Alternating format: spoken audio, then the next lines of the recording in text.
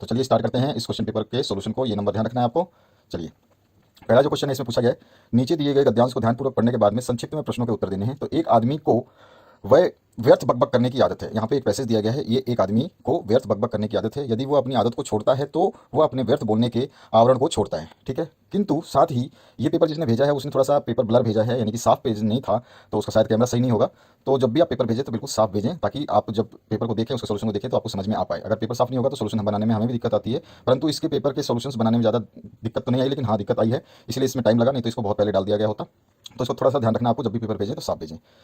तो यहाँ पर है बकबक करने की आदत को जो है वो आदमी व्यर्थ छोड़ देगा, है ना। यहाँ पर हमने, यहाँ पे देखो, किंतु साथ ही और अनायास ही मितभाषी होने के सद्गुण को अपनाना चला जाता है। तो ये भी एक चीज़ है जो वो तो छोड़ देगा, लेकिन ये चीज़ चली जाती है। तो इस तरह से ये पूरा का पूरा जैसे कि पैसेज दिया गया है, इस पैसेज को पढ़ने के बाद में इसके क्वेश्चंस जो पूछे गए हैं उसको मैं बताता हूँ। तो पहला जो क्वेश्चन पूछा गया इसमें, वो पूछा गया उपयुक्त गद्यांश के लिए उपयुक्त शीर्षक आपको बताना है। तो मैंने जब इस पैसेज को पढ़ा तो मुझे ये समझ में आया, बेस्ट शीर्षक इसका सद्गुण अपनाने के उपाय, ठीक है।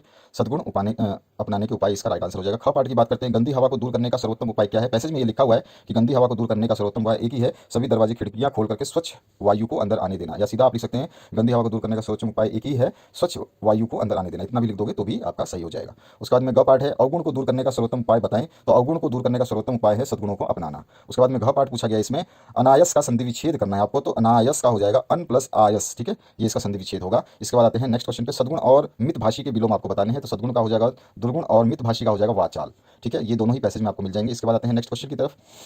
यहाँ पे एक क्वेश्चन जो दिया गया है कि अपठित जो है आपको पद दिया गया है, यानी कविता दी गई है, इस कविता को पढ़ना है कि गीतकार मर गया चांद रोने आया, ठीक है। यहाँ पर ये है, चांदनी मचलने लगी और कफन बन जाने को, और मलयानिल ने शव को कंधे पर उठा लिया, वन में भेजे चंदन श्रीखंड जलाने को। तो इस तरह से ये पूरा का पूरा पैसेज जो है दिया गया, इसमें श्रीखंड और चंदन जो है भेजे जाते हैं जलाने को। तो यहाँ पे जो प्रश्न पूछे गए हैं उसको हम देखेंगे। पहला पूछा गया है, चांद के रोने का क्या कारण था। तो गीतकार की मृत्यु जो थी वही चांद के रोने का कारण था। पहले पैसेज की पहली लाइन में ही है ये आंसर। उसके बाद दूसरा जो क्वेश्चन इसमें पूछा गया, चंदन व श्रीखंड की क्या विशेषता है। तो दोनों ही विशेष प्रकार की सुगंधित लकड़ी है, जो कि वहाँ पे देखिए इस पैसेज में लिखा हुआ है, जलाने के लिए भेजी गई थी। श्रीखंड का मतलब वो नहीं जो खाने वाला आप चले जाओ मिठाई की दुकान पर, वो नहीं बात हो रही है यहाँ पे। अब इसके बाद में ग पाठ है, गीतकार के बारे में सूरज क्या बोला। तो गीतकार के बारे में सूरज जो बोला वो यहाँ लिखा गया है।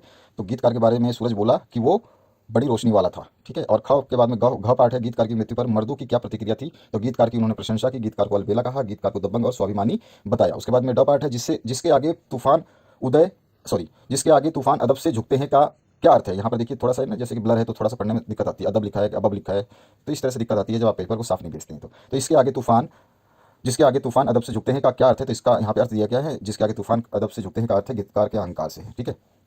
अब आगे बढ़ते हैं नेक्स्ट क्वेश्चन की तरफ, जो कि आपका व्याकरण संबंधी क्वेश्चन से। तो यहाँ पर पहले है निर्देश अनुसार उत्तर देना है। पहला क पाठ पूछा गया है, माँ ने मुझे दूध पिलाया, क्रिया के भेद का नाम लिखना है। तो इसमें द्विकर्मक क्रिया है, माँ ने मुझे, मतलब यहाँ पे द्वि कर्म किए जा रहे हैं। उसके बाद में दूसरा जो ख पाठ है, इसमें सुरेश उपन्यास पढ़ता है, क्रियापद छांट करके लिखना है। तो इसमें कौन सी क्रियापद है, सकर्मक क्रिया, ठीक है। और यहाँ पर आप केवल क्रियापद छांट के लिखना है। तो इसमें कौन सी क्रिया है, सकर्मक क्रिया है, और जो क्रियापद है वो पढ़ता है, ठीक है, ये वाली क्रियापद है। तो ये आप लिख लेना ध्यान करके, क्रियापद आपका पढ़ता आएगा।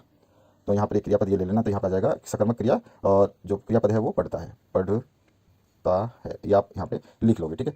चलिए आगे बढ़ते हैं। कमलेश घर जाता है, क्रियापद छांट करके लिखना है। तो इसमें कौन सी क्रिया हो जाएगी, इसमें भी सकर्मक क्रिया हो जाएगी, और क्रियापद को हम क्या लिखेंगे, जाता है, ठीक है। तो यहाँ पर तीनों का आंसर हो गया। अब आते हैं रिक्त स्थानों की पूर्ति की तरफ। अवयव भर के आपको करना है इसको पूर्व।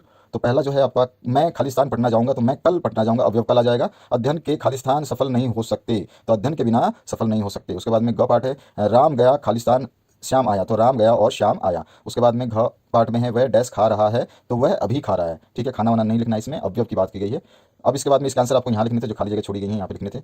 तो आगे बढ़ते हैं पांचवें क्वेश्चन पे। पांचवा क्वेश्चन जो है, इसमें पूछा गया निर्देश के हिसाब से उत्तर देना। सरल वाक्य किसे कहते हैं। तो ऐसा वाक्य जिसमें एक ही क्रिया और एक ही कर्ता हो, उन वाक्यों को एक ही उद्देश्य हो, उन वाक्यों का एक ही उद्देश्य हो, तो उसको हम सरल वाक्य कहते हैं। जैसे कि ये आपका हमने बताया। अभी हम देखेंगे सरल वाक्य का उदाहरण ये है, यही छात्र कक्षा में प्रथम आया है। तो यहाँ पर जो है आप देखेंगे क्रिया का जो कर्ता है वो एक ही है, मोहन, और यहाँ पे उल्टा नीचा हो गया ना, यहाँ पर ख पार्ट है ना, तो इसमें बताना। अच्छा, इस किस प्रकार का वाक्य है। तो यह छात्र कक्षा में प्रथम आया, तो ये आपका जो है सरल वाक्य है। सरल है क्योंकि यहाँ पर आप देखिए सरल से वाक्य, इस सरल की डेफिनेशन है, इसमें देखिए कर्ता और क्रिया दोनों ही एक ही है और एक ही उद्देश्य है उसका, है ना, ठीक है। आगे बढ़ते हैं नेक्स्ट क्वेश्चन पे। मोहन ने खाना खाया, कर्मवाच्य में बदलना है आपको। तो मोहन द्वारा खाना खाया गया, ये इसका आंसर हो जाएगा, कर्मवाच्य। इसके बाद में दादी से कहानी नहीं कही जाती है, कृत्यवाच्य में बदलना है। कृत्यवाच्य ऑलरेडी ये कृत्यवाच्य में ही है, और आप इसको थोड़ा सा और मॉडिफाई करेंगे तो दादी द्वारा कहानी नहीं कही जाती, आप इसको कृत्यवाच्य में ऐसे भी लिख सकते हैं। तो दोनों ही आंसर सही है, वो डायरेक्ट आप ये पूरा लिखोगे तो भी कृत्यवाच्य ही है वो भी। इसके बाद आते हैं नेक्स्ट क्वेश्चन पे, निर्देशानुसार उत्तर देने हैं। तो इसमें आपका है क पार्ट, मुरलीधर का समास आपको बताना है। तो मुरलीधर का समास हो जाएगा विग्रह, मुरली को धरे रहे यानी कि पकड़े रहे वह कृष्ण, तो ये हमारा हो गया। दूसरा है राजा रंक में कौन सा समास है, तो इसमें द्वंद्व समास है, ये रहा दूसरा आंसर। और तत्पुरुष समास का एक उदाहरण दें तो इसमें मूर्ति बनाने वाला एक मूर्तिकार जो है तत्पुरुष का आपका उदाहरण हो जाएगा। उसके बाद में आपका नेक्स्ट है आस्था के दो विभिन्न अर्थ लिखने, तो आस्था का विश्वास होता है, आशा होता है, और आप क्या लिख सकते हैं अपनी मर्जी से और भी लिख सकते हैं। नेक्स्ट क्वेश्चन है जो आपका ग पार्ट, इसमें बाल गोविंद भगत की संगीत साधना का चरम उत्कर्ष उस दिन देखा गया जिस दिन उसका बेटा मरा, यानी कि बाल गोविंद भगत जो है आपका चैप्टर है उससे लिया गया। और इसके प्रश्न जो पूछे गए हैं, क पार्ट में पूछा गया भगत जी की पोतोहू कैसे स्वभाव की थी, तो भगत जी की पोतोहू का स्वभाव बहुत ही अच्छा था, वो भगत जी का बहुत ध्यान रखती थी। जब उसके पति की मौत हो गई थी तब भगत जी ने उसको दूसरी शादी करने के लिए कहा, पर उसने मना कर दिया क्योंकि भगत जी की तबीयत खराब थी और उन्हें किसी के सहारे की जरूरत थी। वह भगत जी से बहुत प्रेम करती थी और हमेशा उनका अच्छा ख्याल रखना चाहती थी, तो ये हो जाएगा इसका आंसर। इसके बाद में दूसरा जो क्वेश्चन इसी पैसेज के हिसाब से पूछा गया है, आखिरकार भगत जी बेटे का ज्यादा ध्यान क्यों रखते थे, तो भगत जी के अपने पुत्र का ध्यान इसलिए रखते थे क्योंकि वो मानसिक रूप से कमजोर था, उसे देखभाल की आवश्यकता थी। उसके बाद में नेक्स्ट है पाठ और लेखक का नाम बताना है। पाठ जो है ये बाल गोविंद भगत है और लेखक है राम वृक्ष बेनपुरी। इसके बाद आते हैं अथवा पाठ में, तो अथवा पाठ में जो यहाँ पूछा गया है पहला पार्ट, यहाँ पे भी आपका जो है लखनवी अंदाज वाला जो है चैप्टर वहाँ पर उससे लिया गया है। तो चलिए इसको देखते हैं पूरा का पूरा पहले हम कि ये चैप्टर आपका क्या क्या क्वेश्चंस दे रहा है। तो पहला क्वेश्चन इस चैप्टर के हिसाब से पूछा गया है ये पैसेज दे करके, नवाब की जीवन शैली देखकर लेखक के मन में क्या प्रश्न उठा, तो नवाब की जीवन शैली देखकर लेखक के मन में प्रश्न उठा कि केवल स्वाद और सुगंध की कल्पना मात्र से इन नवाबों का पेट कैसे भरता होगा, जब उन्होंने खीरा सुनकर फेंक दिया तो उनकी भूख कैसे शांत हुई होगी, ये सब प्रश्न उठते हैं। उसके बाद में आते हैं नेक्स्ट ख पार्ट की तरफ। ख पार्ट में आपसे पूछा गया है जो उसकी बात करेंगे हम। ख पार्ट में आपसे पूछा गया है नवाब साहब ने डकार लेकर क्या व्यक्त किया, तो नवाब साहब ने डकार लेकर यह व्यक्त किया कि उनका पेट सुगंध और स्वाद की कल्पना से ही भर गया है। शायद नवाब साहब कहना चाहते थे कि हम ऊंचे श्रेष्ठ और सूक्ष्म और स्वाद प्रिय व्यक्ति हैं, हम गंधों की तरह नहीं खाते, गधों की तरह सॉरी, हम गधों की तरह नहीं खाते, तो ये नवाब साहब का अपनी कल्पना थी। उसके बाद में ग पाठ जो है इसमें पूछा गया आपसे पाठ तथा लेखक का नाम, तो पाठ तो आपको बता दिया था लखनवी अंदाज, और जो लेखक है इसके यशपाल हैं। उसके बाद आते हैं हम नेक्स्ट क्वेश्चन की तरफ। तो नेक्स्ट क्वेश्चन को देखते हैं इसमें क्या पूछा गया आपसे। इसमें पूछा गया आपसे निम्नलिखित प्रश्न का उत्तर देना है संक्षेप में। तो यहाँ पर है कैप्टन चश्मे वाले के साथ कैसा व्यवहार किया जाना अपेक्षित था। देखिए ब्लर इतना है कि मैं थोड़ा सा पढ़ पा रहा हूँ। कैप्टन चश्मे वाले के साथ कैसा व्यवहार किया जाना अपेक्षित था, तो कैप्टन चश्मे वाले के साथ सहानुभूति एवं सहयोगपूर्ण व्यवहार किया जाना चाहिए। वह एक अपंग व्यक्ति था, फिर भी किसी से कुछ नहीं मांगता था, बल्कि नेताजी के सम्मान की रक्षा में अपना योगदान कर रहा था और लोगों की उसकी अपेक्षा करना निंदनीय है। वह समाज से सम्मान पाने का पूरा हकदार है, इस तरह से हम बता देंगे। इसके बाद में ख पार्ट में पूछा गया भगत की पुत्रवधू उन्हें अकेले क्यों नहीं छोड़ना चाहती थी। भगत की पुत्रवधू उन्हें अकेले क्यों नहीं छोड़ना चाहती थी, क्योंकि भगत की उम्र अधिक हो गई थी, इस आयु में वह किसी के सहारे बिना नहीं रह सकता था। और वहीं बाल गोविंद भगत की बात मानकर अपने भाई के साथ चली गई तो उसकी देखभाल करने वाला, उसके खान पीन की रक्षा करने वाला कोई नहीं रहेगा, इसलिए वो नहीं छोड़ना चाहती थी।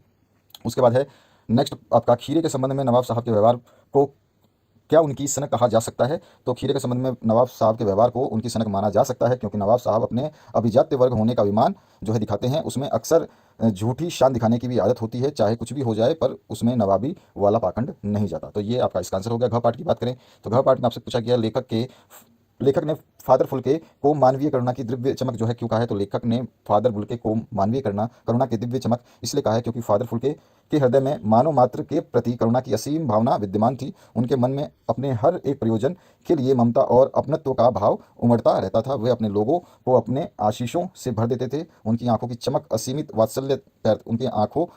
वात्सल्य तैरता था। वे लोगों के सुख दुख में शामिल होकर उनके प्रति सहानुभूति प्रकट करते थे तथा उन्हें सांत्वना भी देते थे। लोगों का कष्ट उनसे देखा नहीं जाता था। तो ये थी उनकी करुणा की दिव्य चमक होने की कारण। अब आते हैं हम नेक्स्ट क्वेश्चन की तरफ। तो जो नेक्स्ट क्वेश्चन है उसको देखते हैं। जो नेक्स्ट क्वेश्चन है इसमें क्या पूछा गया है, यहाँ पे काव्यांश दिया गया है दो, तो एक तो अथवा वाला है और एक बिना अथवा वाला है। तो अथवा वाला मैंने किया है, ये काव्यांश आपके सामने है, वीडियो को पॉज करके पढ़ लेना। अथवा पार्ट जो है इसमें पूछा गया है विकल उन्मन उन्मन, ये वाला जो आपका चैप्टर है आपको याद होगा कौन सा चैप्टर है। अभी हम देखते हैं कि इसमें का पार्ट पूछा गया था कौन विकल और उन्मन थे और क्यों, तो उन्मन और विकल बादल हैं क्योंकि सारा जगत भयंकर गर्मी से परेशान है, पेड़ पौधे सूख रहे हैं तथा जीव जंतु पानी के अंदर के जीव त्राही त्राही कर रहे हैं, यानी जीव जंतु पानी के अंदर के जो है त्राही त्राही कर रहे हैं और प्राणी जो है जगत की यह दयनीय दशा उससे जो है देखी नहीं जा रही है। तो इस तरह से वो उन्मन थे और क्यों थे ये हमने बता दिया। उन्मन और विकल का मतलब बादल है। इसके बाद में ख पार्ट में पूछा है कवि बादल से गरजने के लिए क्यों कह रहे हैं, तो जो कवि है वो समाज में क्रांति और उत्साह की भावना का संचार करना चाहते थे और नवजीवन और परिवर्तन लाना चाहते थे, इसलिए उन्होंने बादल को जो है गरजने के लिए कहा। तीसरा क्वेश्चन है कवि और कविता का नाम बताना है, तो उत्साह अट नहीं रही, ये कविता है आपकी और सूर्यकांत त्रिपाठी इसके जो है रचयिता है। आगे बढ़ते हैं नेक्स्ट क्वेश्चन पे, निम्नलिखित के उत्तर देने आपको। तो इसमें है गोपियों ने उद्धव की योग शिक्षा कैसे लोगों को देने की बात कही है। ये क्वेश्चन कई बार आया, कई बार मैंने सॉल्व किया है, आपकी हिंदी एबी में मैंने सॉल्व किया है। गोपियों ने उद्धव से योग की शिक्षा ऐसे लोगों को देने की बात कही है जिनका मन चंचल और इधर उधर भटकता है। उद्धव अपने योग का संदेश में मन की एकाग्रता का उपदेश देते हैं, परंतु गोपियों का मन तो कृष्ण के अनन्य प्रेम में पहले से ही एकाग्र है। इस प्रकार योग साधना का उपदेश उनके लिए निरर्थक है। योग की आवश्यकता तो उन उन्हें हैं जिनका मन स्थिर नहीं हो पाता, इसलिए गोपियाँ चंचल मन वाले को योग का उपदेश देने के लिए कहती हैं। ख पाठ है लक्ष्मण ने वीर योद्धा की क्या क्या विशेषताएं बताई हैं। तो लक्ष्मण ने वीर योद्धा की काफ़ी विशेषताएं बताई है जो हमने यहाँ लिखी हुई हैं, आप इनको आराम से देख सकते हैं। यहाँ 5 नंबर तक इसकी विशेषताएं जो हैं, पहली नंबर, दूसरी नंबर, तीसरी, चौथी और पांचवी, यहाँ 5 विशेषताएं दी गई हैं। आप इसको देख लेना आराम से, कोई दिक्कत नहीं है, साफ साफ शब्दों में लिखी हुई है। जहाँ दिक्कत आ रही थी वहाँ मैं पढ़ रहा था। 5 क्वेश्चन हो गए। और ग पार्ट का जो 5 पार्ट हो गए। और ग का है उत्साह कविता में नवजीवन वाले किसे कहा गया है और क्यों। उत्साह कविता में नवजीवन वाले, यहाँ पर लिखा हुआ है उत्साह कविता में नवजीवन वाले शब्द बादलों और कवि दोनों के लिए प्रयोग हुआ है, क्योंकि बादल से धरती पर उसकी शीतलता देने के लिए और कवि का जो है अपनी कविता से जागृत करने के लिए जो है दोनों को नवजीवन कहा गया है। ठीक है, इसके बाद में घ पाठ में जो आंसर क्वेश्चन पूछा गया उसको देख लेते हैं। घ पाठ में शिशु किस प्रकार देखता है और जो है कवि को वह दृष्टि कैसी लगती है, ये हमें बताना है। तो चलिए इसका आंसर देखते हैं घ पाठ का। तो यहाँ पर देखिए शिशु किस प्रकार देखता है। पहचान न पाने के कारण शिशु कवि को अपलक निहारता रहता है। शिशु ने तिरछी नजर से कवि को देखा। ठीक है, और इसके बाद में कवि की क्या मतलब उसके अंदर क्या उसको शिशु देखने वाली होती है। कवि की मुलाकात जब शिशु से होती है तो वह शिशु की मुस्कान देखकर मुग्ध हो जाता है। उसकी दंतुरित मुस्कान देखकर कवि की निराशा और उदासी गायब हो गई। उसे लगा कि उसकी झोपड़ी में कमल खिल उठे हों और शिशु का स्पर्श पाते ही कवि का हृदय वात्सल्य भाव से भर उठा। इससे कवि के मन में खुशी और उसके चेहरे पर जो है झलक उठी। ठीक है, चेहरे पर जो है उसकी खुशी झलक उठी। ये था क्वेश्चन। अब इसके बाद आते हैं नेक्स्ट क्वेश्चन की तरफ। जो आपका नेक्स्ट क्वेश्चन पूछा गया उसको देखेंगे हम। तो जो नेक्स्ट क्वेश्चन है आपका पूछा गया है, बच्चे माता पिता के प्रति अपने प्रेम को कैसे अभिव्यक्त करते हैं। तो इसका आंसर देखते हैं। पहला जो पॉइंट हम डाल सकते हैं, माता पिता को अपने दोस्त के बारे में बताकर या किसी रिश्तेदार के बारे में पूछकर वो जो है अपने प्रेम की अभिव्यक्ति करते हैं। माता पिता के साथ नाना प्रकार के खेल भी खेलते हैं, यानी कई प्रकार के, नाना की जगह कई प्रकार के खेल लिख सकते हो। तीसरा जो है माता पिता को कहानी सुनाने या कहीं घुमाने ले जाने के लिए या अपने साथ खेलने के लिए कहकर। चौथा है माता पिता के साथ भिन्न प्रकार की बातें करके अपना प्यार व्यक्त करते हैं। पांचवा है अपने माता पिता से रो धोकर के जिद करके कुछ मंगवाने पर भी उनका ही प्यार जो है झलकता है। और उसके बाद में माता पिता के साथ रहकर वो अपना जो है सारा प्यार व्यक्त करते हैं। इसके बाद अथवा पार्ट में है, नई दिल्ली में सब था डैश फिर नाक नहीं थी, सिर्फ नाक नहीं थी। इस कथन के माध्यम से लेखक क्या कहना चाहता है। तो लेखक कहना चाहता है नई दिल्ली में सब था सिर्फ नाक नहीं थी। यह कथन कहकर लेखक स्पष्ट करना चाहता है कि भारत के स्वतंत्र होने पर वह सर्वथा संपन्न हो चुका था, कहीं भी विपन्नता नहीं थी। अभाव था तो केवल आत्मसम्मान का, स्वाभिमान का, जो कि संपन्न होने पर भी देश परतंत्र की मानसिकता से मुक्त नहीं हो सका था। और अंग्रेज का नाम आते ही हीनता का भाव उत्पन्न होता था कि ये हमारे शासक हैं और गुलामी का कलंक हमारा पीछा नहीं छोड़ रहा है। इसीलिए लेखक कहता है कि दिल्ली में सिर्फ नाक भी नहीं भी। अब इसके बाद में आते हैं नहीं थी। नेक्स्ट क्वेश्चन जो है आपका इसमें पूछा गया है, इसको देख लेते हैं। पेपर थोड़ा सा बेकार भेजा गया है जिसने भेजा है। क पार्ट में पूछा गया आपसे संकेत बिंदु के आधार पर जो है आपको एक निबंध लिखना है जिसमें भारत हमारा प्यारा देश है। इसमें संकेत बिंदु है प्रस्तावना है और प्राकृतिक बनावट और संपदा है। फिर उसके बाद में गौरवपूर्ण अतीत है और धार्मिक सहिष्णुता है और उसके बाद में सौहार्द है और उपसंहार है। तो ये चीज़ आपको भारत हमारा प्यारा देश जो है इसके बारे में लिखना था। ख पार्ट है बेरोजगारी की समस्या में संकेत बिंदु में आपको भूमिका, अर्थ, कारण, दुष्परिणाम और समाधान लिखना है। और तीसरा मेरी प्यारी पुस्तक के संकेत बिंदु में सबसे पहले भूमिका, विषय वस्तु, उपयोगिता, उपसंहार लिखना है। तो मैंने इसमें बेरोजगारी वाला करा है जिसमें भूमिका, अर्थ, कारण, दुष्परिणाम, समाधान और उपसंहार दिखाऊंगा मैं आपको। तो ये है आपके सामने भूमिका जो है आपके सामने जो कि समस्याओं को लेकर के है, जनसंख्या वृद्धि से। तो यहाँ पर है जनसंख्या वृद्धि और बेरोजगारी से। इसके बाद में बेरोजगारी का अर्थ जो है हमने बताया है। उसके बाद में बेरोजगारी के जो कारण हैं उनको हमने लिखा है यहाँ पर, इसको आपको लिखना है। इसके बाद में नीचे जो हम गए हैं तो बेरोजगारी के जो दुष्परिणाम पूछे हैं वो भी हमने बताए हैं। इसके आगे हम बढ़ेंगे तो यहाँ पर आपको मिल जाएगा उसका समाधान बेरोजगारी का। और इसके बाद में हम जब नीचे की तरफ जाएंगे तो इसका उपसंहार 2 लाइनों में लिख देंगे। नहीं लिखेंगे तो भी चलेगा जब हमने यहाँ पर इसका समाधान बता दिया, क्योंकि समाधान तक पूछा गया, उपसंहार मैंने एक्स्ट्रा लिखा है, आप इसको लिख सकते हैं। इसके बाद आते हैं नेक्स्ट क्वेश्चन की तरफ।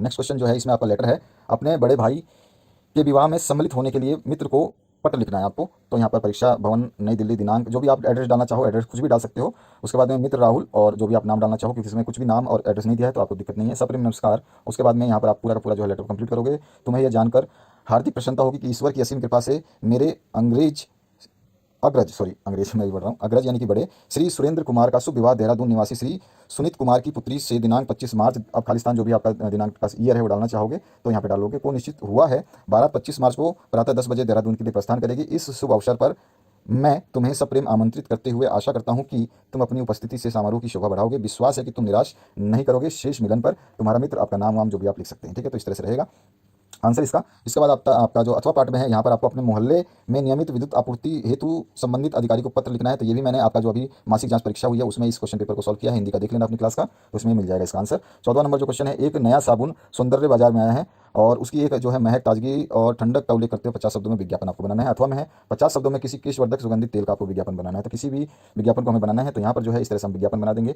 तो यहाँ पर लंबे मुलायम बालों के लिए फॉल फाइट केश तेल आयुर्वेदिक तेल है, कैप्सूल एंड शैम्पूल के रूप में उपलब्ध है। उसके बाद में बालों को लंबा करना, घना और मुलायम बनाना, बालों को असमय सफेद होने से रोकना और बालों को काला करें। मतलब ये शॉर्ट में लिखा गया, इसी तरह एडवर्टाइजमेंट बनता है, आपको लिखना है। सभी मेडिकल स्टोर्स पे उपलब्ध, इस तरह से आप लिख दोगे। एक तरह का ये बोतल बना दोगे अपने स्केच पेन से या जो भी आपके पास पेंसिल है। और अधिक जानकारी के लिए झूठ मूठ का कोई भी एक मोबाइल नंबर दे दोगे, चाहे वो गलत हो, यहाँ पे XX दिखा देना। ठीक है, लाइक शेयर और सब्सक्राइब करना चाहें तो कर लें, और नोटिफिकेशन के आइकन को दबा दें ताकि आपको जब भी मैं वीडियो डालूं तो आपको आइडिया होता रहे। और सभी वीडियोस आप पढ़ लेना, आपके हाफ ईयरली एग्जाम में काफी इंपॉर्टेंट क्वेश्चंस डाल दिया है और मैंने बताया भी है कि उसमें क्या क्या आएगा। जितने भी एमसीक्यू क्वेश्चन छोटे बन रहे हैं और जितने भी हम जो पार्ट के आंसर्स दे रहे हैं, इसमें हम सीख रहे हैं कि कौन सी कविता दे दे या बोल दे, कौन सी कोई कोई क्वेश्चन दे दे कि बाल गोविंद भगत की क्या क्या विशेषताएं थी, ये बताने वाले पार्ट का नाम बताइए। तो पार्ट का नाम आपको याद होना चाहिए या फिर उसके कवि का नाम याद होना चाहिए। तो इस तरह से भी क्वेश्चंस बनेंगे, तो ध्यान रखना आपको। Thank you very much, have a good day.